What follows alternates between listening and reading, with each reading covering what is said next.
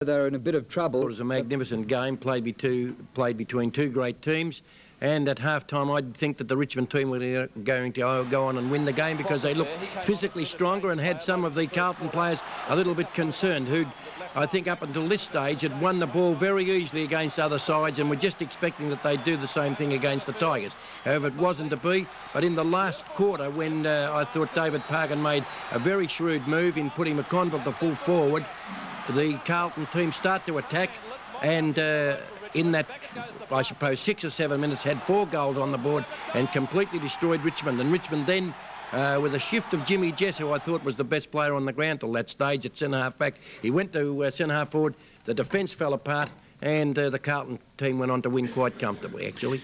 Right, Bob. Continued, I thought, all the way through until about 15 minutes into the last quarter, when Carlton did seem to get on top of them with a magnificent 4 or 5 goal burst. But early in the game, I did think that Carlton were playing very well. Dool, I think he had his hands full with Brian Taylor, but that Glascott there, he's in the similar vein to Robert Flower. He's not a big fella. There's Hunter. Hunter takes magnificent marks, there's no two ways about it, but I think he is a back man. But there's Jimmy Jess. For me, he played magnificent football, Jess, yesterday, and he was the key that got Richmond really firing in the third quarter when they got to a good lead and led by 10 points at three-quarter time, actually. I think, who's that there? Was it Wow Jones? Well, Wow did well in the centre, but I thought Rioli was pinching the ball away quite a bit.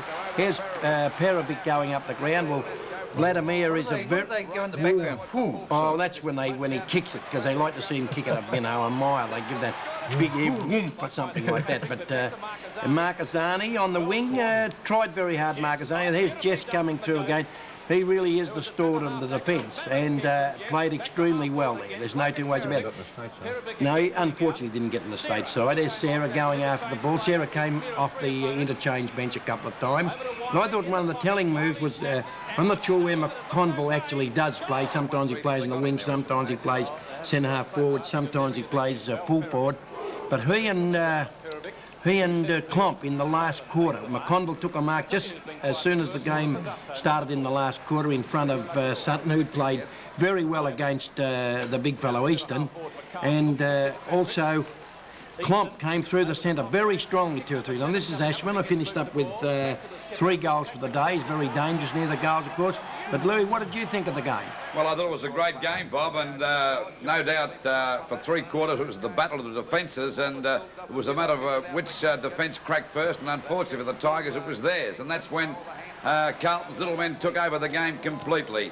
I go along with you. Jimmy Jess played a magnificent game in the first half, as did Val Perovic, and after half-time I thought that Jess faded out of the game. I think that's one of the reasons why Richmond may have lost the game. Well, he did get shifted to centre-half forward, which I thought was a strange move. He was shifted to centre-half forward. Well, I wouldn't have moved him there. No. And the big thing was that Val Perovic had the most difficult job on the ground, possibly, to try and cope with Cloak, which he did very, very well indeed. And, of course, we must give full marks to Landy, who had the unenviable job of minding Bazusto, and he kept him down to about 2 kicks and 2 hand passes, plus the fact that we saw young Kane do a good job on Johnson until the last quarter. But by golly, Bob, you've got to agree it's very, very hard to contain those little fellas, isn't it? Yes, they certainly are. And there's Harms who actually start to stroll away with the game towards the finish too, came away. Well, they made some mistakes early, I thought, Harms. Bob, did you feel that Jess faded out after half-time? Well, I did think that I didn't think he probably didn't play as well. He dominated the first half. There's no two ways about it. He was absolutely magnificent. And then again, Perovic wasn't doing a bad job down the other, and that's why I said it was the battle of the defence, because neither side could break clear, could John they? Newman?